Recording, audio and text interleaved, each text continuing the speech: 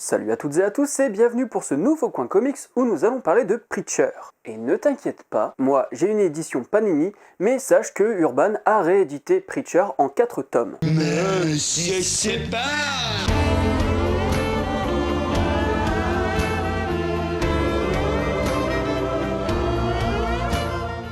Commençons par un petit synopsis, parce que faut avouer que c'est quand même barré de la tête. Jesse, révérend d'un village de bouseux texans, cherche à l'aide de sa petite amie Tulip et d'un vampire nommé Cassidy, Dieu. Alors attention, cherchez Dieu au sens littéral, parce qu'il faut savoir que le gars, il en a tellement eu ras le cul qu'il s'est barré du paradis pour se planquer sur Terre. Je vais vous montrer que Dieu est avec nous.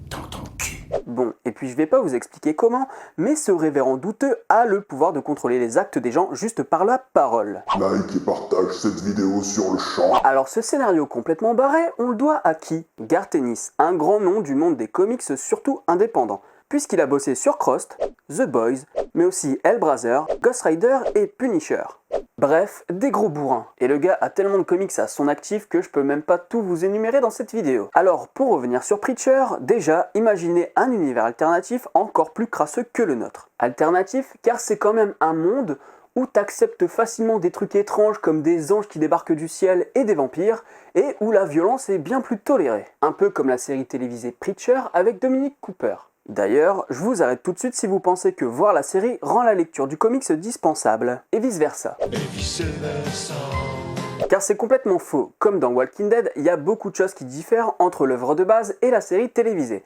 Mais on en parlera peut-être dans un Serial Watcher si vous êtes sage. Et bien sûr, si vous votez pour cette série dans les commentaires quand je vous aurai fait 3 propositions, quand j'aurai fait le Serial Watcher sur Daredevil que vous devez attendre pour certains depuis un petit moment. Donc on a un scénario vraiment crasseux, blasphématoire et à l'humour noir déconcertant. Donc si t'es du genre à chialer toutes les larmes de ton corps à chaque fois que la maman de Bambi se retrouve dans l'assiette du chasseur, c'est pas pour toi. Par contre, si c'est pour toi, sache que c'est super bien écrit. Tellement prenant que j'ai lu ça quasiment sans interruption, et encore, si j'ai arrêté, c'était par obligation. On débarque au milieu d'une histoire, on comprend pas vraiment tout de suite, puis au fur et à mesure, on découvre des éléments qui nous poussent à tourner les pages. Ça peut paraître décousu comme narration, et pourtant ça ne l'est pas. Et puis, comme je l'ai déjà dit auparavant, c'est super trash. Mais pas seulement dans l'histoire qui est déjà bien barrée, mais aussi dans les dessins. Donc, a priori, si t'es pas trop con, tu te doutes que je vais te parler du dessinateur. Steve Dillon, qui collabore fréquemment avec Garth Ennis. Il a bossé sur Hellblazer, Punisher vs Bullseye,